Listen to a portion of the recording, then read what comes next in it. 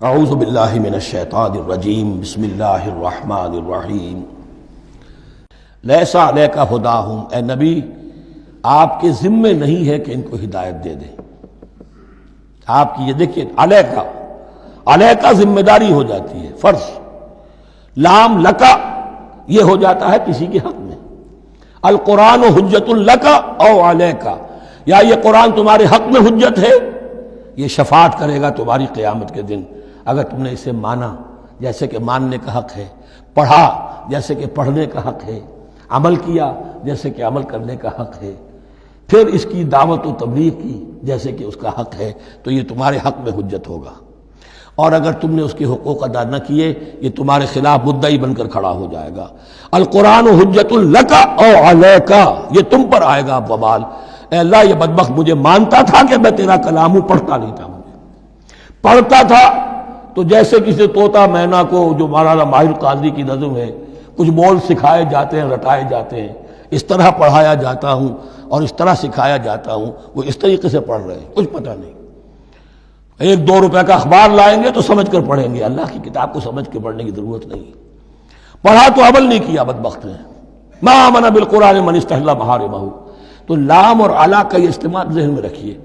لیس علیک ہداہم، آپ پہ ذمہ داری نہیں ہے ان کی ہدایت کی، آپ پر ذمہ داری تبلیغ۔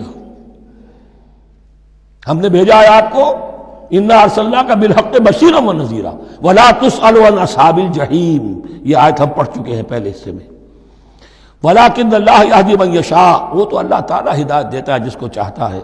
وما تنفقوا من خیر فلانفسکم، اور جو بھی خیر، جو بھی بھلائی، جو بھی مال تم خرچ کرو گے وہ تمہارے اپنے لیے بہتر ہے، تمہیں اجر و ثواب ملے گا، تمہیں کو مل جائے گا 700 گنا 1400 گنا۔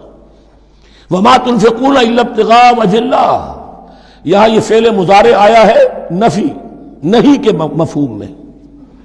لا تنفقون، ما تنفقون یعنی تم نہیں خرچ کرو گے مگر اللہ کی رضا کے لیے، تب اجر ملے گا۔ اگر ریاکارانہ خرچ کیا تھا تو کوئی اجر کا کیا سوال، وہ تو شرک بن جائے گا۔ وما تنفقون الا ابتغاء وجه اللہ وما تنفقوا من خیر یوفى الیکم وانتم لا تظلمون، اور جو بھی خیر تم خرچ کرو گے، خیر میں سے جو بھی دولت خرچ کرو گے، یوفى الیکم، پورا تمہیں لوٹا دیا جائے گا، وانتم لا تظلمون، اور تم پر کوئی ظلم نہیں ہوگا، تمہاری کوئی حق تلفی نہیں ہوگی۔ اب آیا ہے آخری ٹیپ کا بند۔ انفاق فی سبیل اللہ کا سب سے بڑھ کر حقدار کون ہے؟ للفقراء الذین احصروا فی سبیل اللہ، وہ ضرورت مند کہ جو گھر کر رہ گئے اللہ کی راہ میں، جیسے اصحاب صفہ تھے، بیٹھے ہوئے ہیں، کوئی کام نہیں کر رہے، حضور سے علم سیکھ رہے ہیں، اور جہاں جہاں سے دعوت آ رہی ہے کہ حضور بھیجیے ہمارے ہاں کوئی مبلغین، وہاں سے ان کو بھیجا جا رہا ہے۔ اب وہ معاش کی جد و جہد کرتے تو یہ تعلیم کیسے حاصل کرتے؟ یا اسی طرح دین کی کوئی خدمت ہے، کوئی آپ نے تحریک اٹھائی ہے، اب اس میں آپ کو کچھ نہ کچھ کارکن تو چاہیے، ان کارکنوں کی بھی تو آخر معاش کا ہے درجہ۔ اگر وہ سارا 8 گھنٹے دفتروں میں کھائیں اور وہاں ڈانٹیں بھی سنیں افسروں کی، اور پھر 2 گھنٹے جانا 2 گھنٹے آنا، اب وہ کون سا وقت نکالیں گے دین کے کام کا؟ کیا کریں گے؟ کہاں سے وقت آ جائے گا؟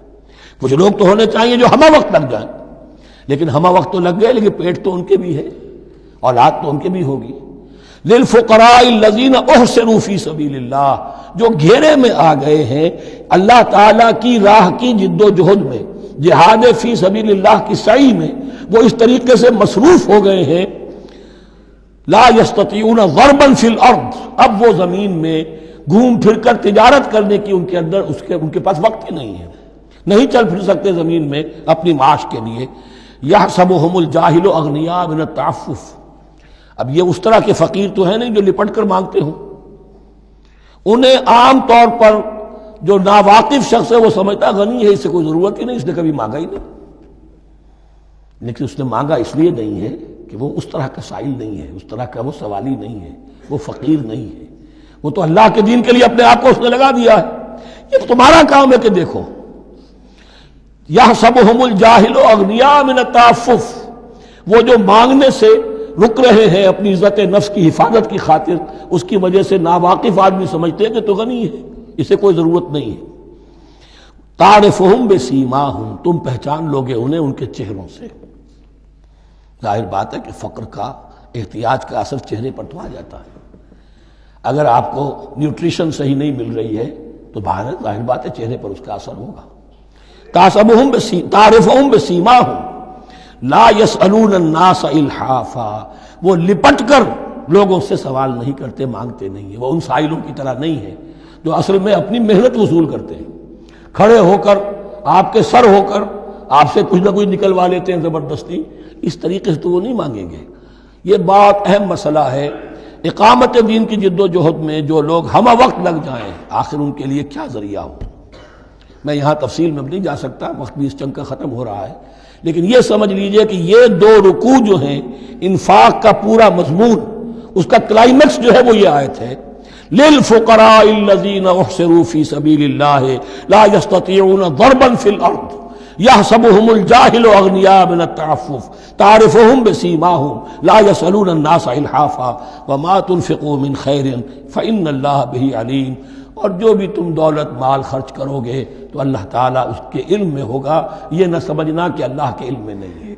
خاموشی کے ساتھ، اخفاء کے ساتھ ایسے لوگوں کے ساتھ تعاون کرو گے تو اللہ تعالیٰ جو ہے تمہیں اس کا پورا بھرپور بدلہ دے گا۔ صدق اللہ العظیم۔